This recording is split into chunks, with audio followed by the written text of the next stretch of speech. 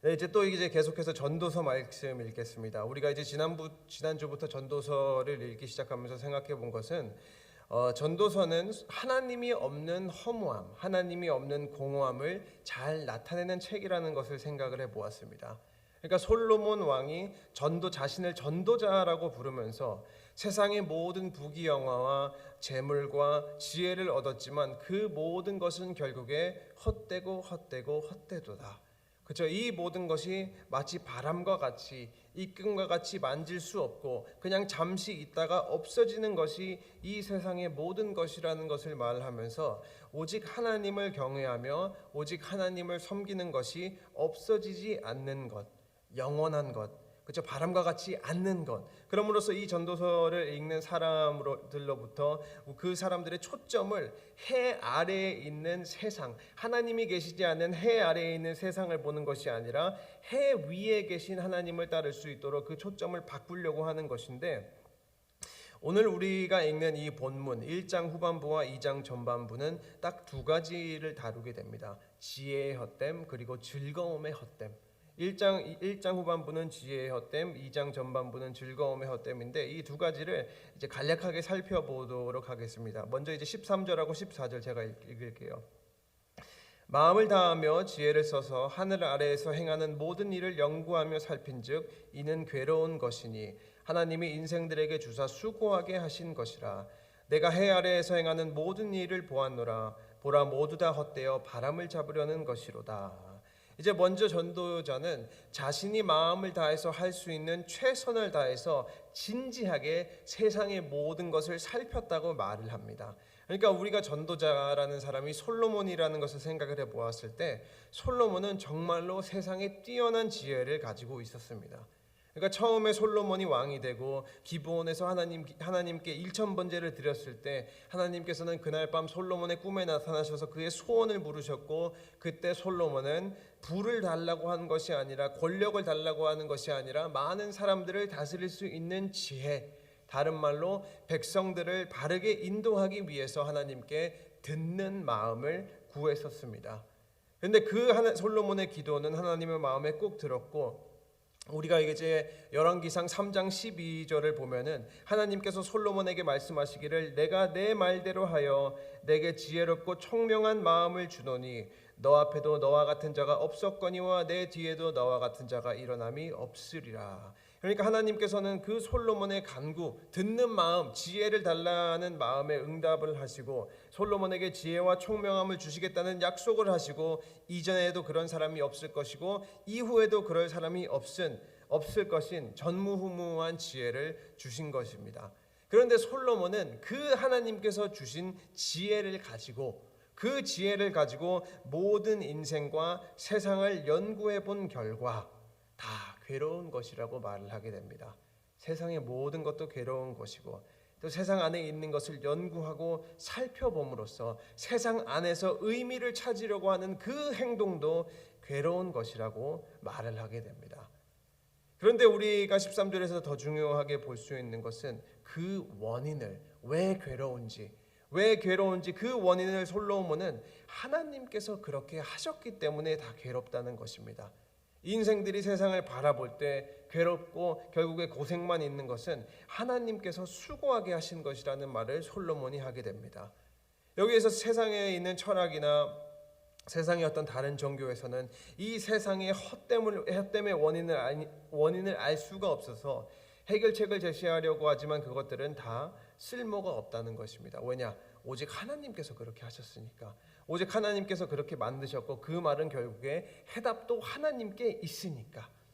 자, 그러면은 하나님이 왜 하늘 아래에서 일어나는 모든 일들과 그 가운데에서 의미를 찾는 행동이 괴롭다고 이제 만드셨습니까? 이제 그것은 우리의 죄로 인해서.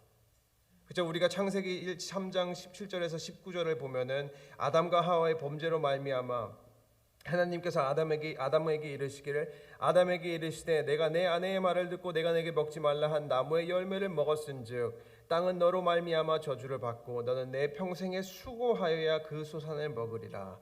땅이 내게 가시덤불과 엉겅퀴를 낼 것이라. 내가 먹은 것은 밭의 채소인즉 내가 흙으로 돌아갈 때까지 얼굴에 땀을 흘려야 먹을 것을 먹으리니 내가 그것에서 취함을 입었음이라. 너는 흙이니 흙으로 돌아갈 것이니라 하시니라.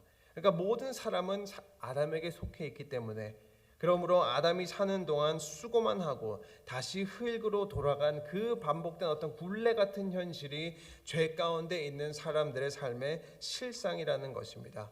그러니까 솔로몬이 알아낸 것은 이 사실, 우리의 죄로 인해서 하나님과 멀어져 있던, 근본적으로 멀어져 있다는 사실을 인정하지 않게 되면은 아무리 엄청난 지혜를 가지고 하나님께서, 그 지혜가 하나님께서 주신 지혜일지라도 왜 사람의 인생이 괴롭고 허무한지를 절대로 알지 못한다는 것입니다. 솔로몬이 젊었을 때 하나님을 떠나고 세상을 바라보고 가장 뛰어난 지혜로서 하늘 아래의 일을 연구를 다 해본 결과 하나님이 없었기 때문에 다 헛되고 헛되며 헛되더라라는 말밖에 나올 수 없었던 것입니다. 우리가 이제 16절에서 18절을 보면, 내가 내 마음속으로 말하여 이르기를 보라 내가 크게 되고 지혜를 더 많이 얻었으므로 나보다 먼저 예루살렘에 있던 모든 사람들보다 낫다 하였나니 내 마음이 지혜와 지식을 많이 만나 보았음이로다. 내가 다시 지혜를 알고자 하여 미친 것들과 미련한 것들을 알고자 하여 마음을 썼으나 이것도 바람을 잡으려는 것인 줄을 깨달았도다. 지혜가 많으면 번뇌도 많으니 지식을 더하는 자는 근심을 더하느니라. 또 솔로몬이 말하는 것은 하나님으로부터 엄청난 지혜를 받고 그 지혜를 가지고 여러 사람들과 지혜로 대결을 벌였다는 것입니다. 대결을 벌였는데 진 적이 한 번도 없었습니다. 또 그뿐만이 아니라 그 지혜로 똑똑한 것과 어리석은 것을 구별하고 지혜로운 것과 얼빠진 것을 구별해 보기도 했지만 그것조차도 바람과 같이 잡을 수 없는 것이고, 자신이 가지고 있었던 지혜는 기쁨보다 근심을 더욱더 심어주었다는 것입니다. 그러니까 결국에 이 지혜의 허망함, 그 지혜의 쓸모없음, 이것을 자꾸 말하면서 전도자가 우리의 마음에 심으려고 하는 메시지는, 우리가 삶을 살면서 하나님을 삶의 우리의 목적으로 삼지 아니하고 세상의 어떤 그 지혜를 목적으로 삼았을 때 결국에 돌아오는 것은 허망함밖에 없다는 것입니다. 그러니까 되게 지혜가 허망하다, 허무하다라고 생각을 하는데, 혹시 이 말씀을 생각을 해보았을 때 우리 사랑하는 친구교회 성도님들은 또 어떠십니까?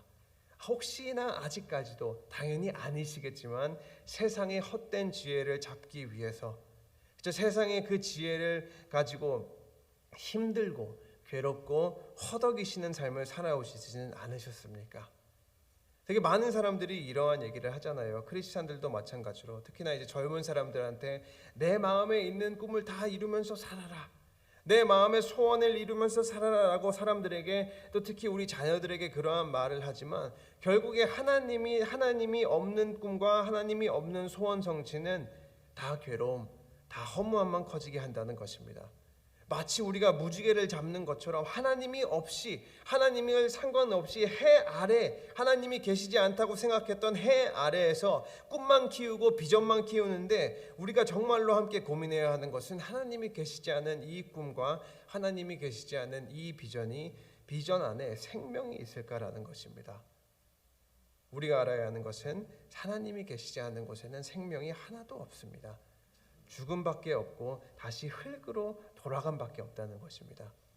그러니까 제가 이 말씀을 준비를 하면서 여기저기에서 이제 자료를 조금 찾아보니까 자료를 이렇게 다양하게 찾아보니까 애플 회사를 창시한 이제 스티브 잡스, 그쵸? 스티브 잡스가 한 유언이 이렇게 눈에 띄더라고요. 찾아보니까 아시다시피 뭐 아이폰, 뭐 아이패드, 뭐 그런 거 출시했고 IT 업계에 진짜 정말로 바람을 일으킨 사람이었고 엄청난 능력자였는데 56세에 이제 췌장암으로 죽었잖아요.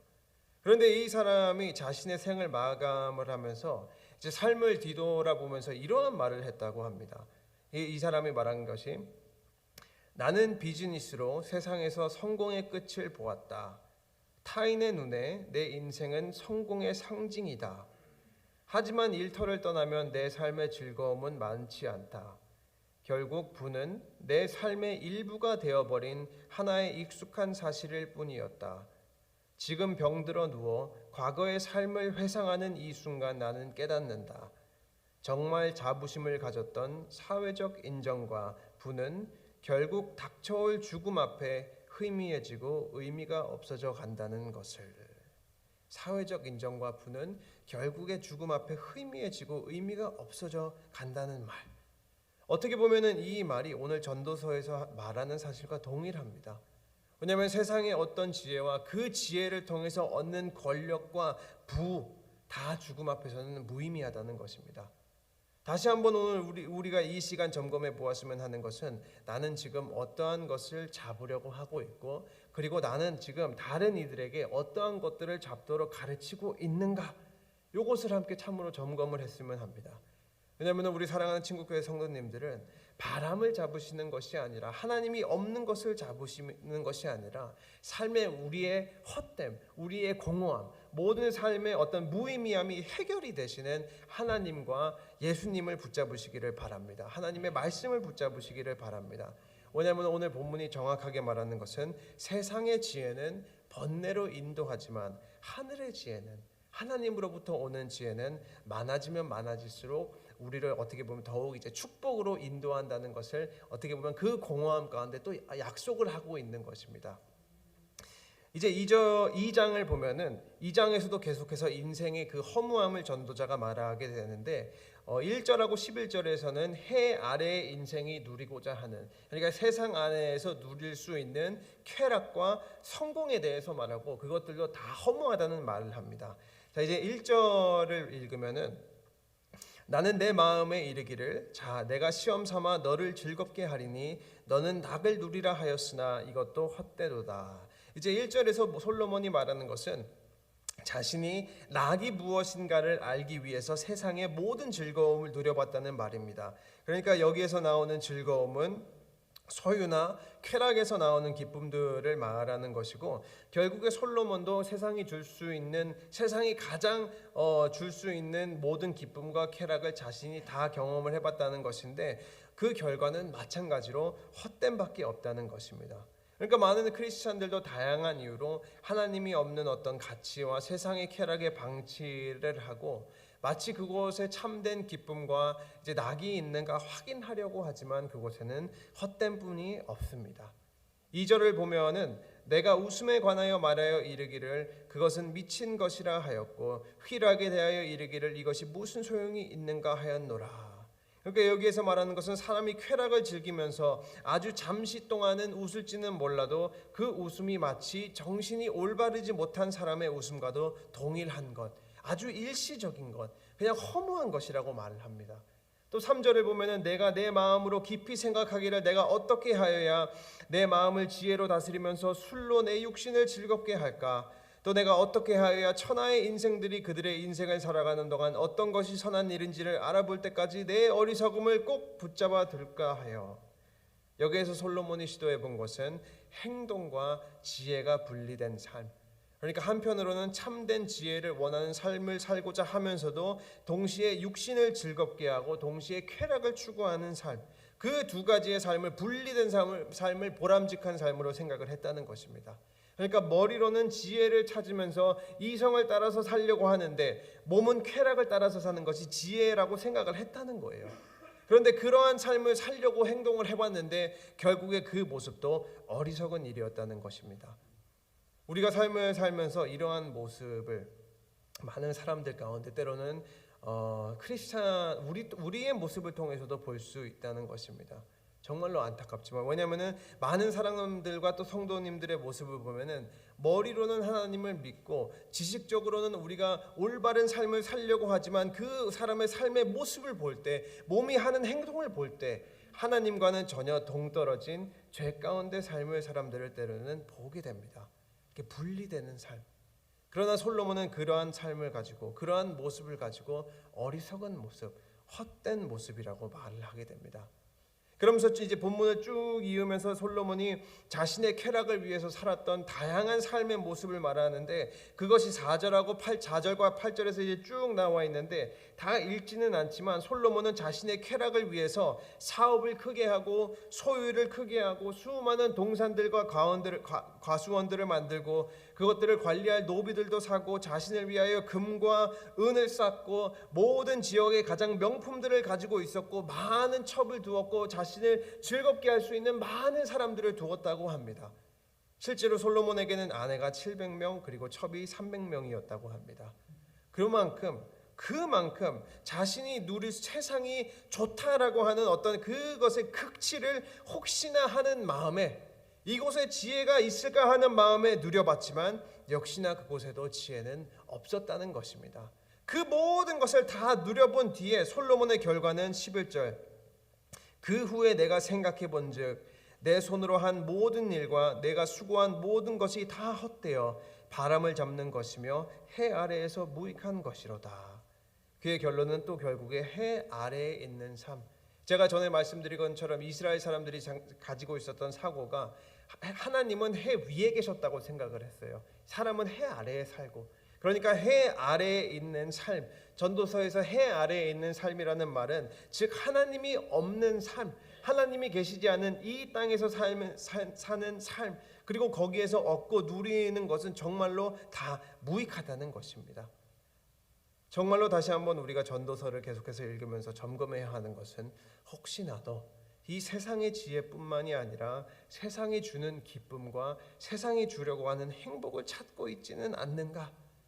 만약에 우리에게 조금이라도 하나님이 아닌 것인 다른 것이 마음에 있다면은 오늘 이 전도자의 말을, 아니 하나님의 말씀을 기울여 들을 수 있어야 합니다.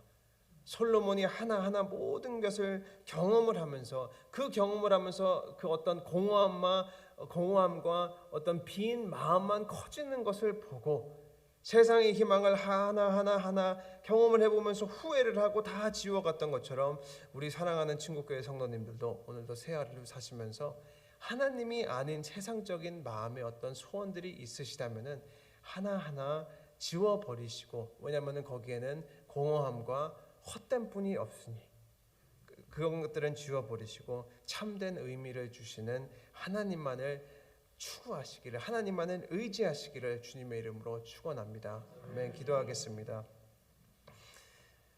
사랑의 하나님, 참으로 감사드립니다. 주님, 우리가 귀한 말씀을 통해서 기도하며 또 간구하는 것은 주님, 우리가 우리의 마음을 다시 한번 점검하여서 하나님을 아는 것이 우리의 참된 의미와 우리의 참된 정체성이 될 수 있도록 도와주시옵소서.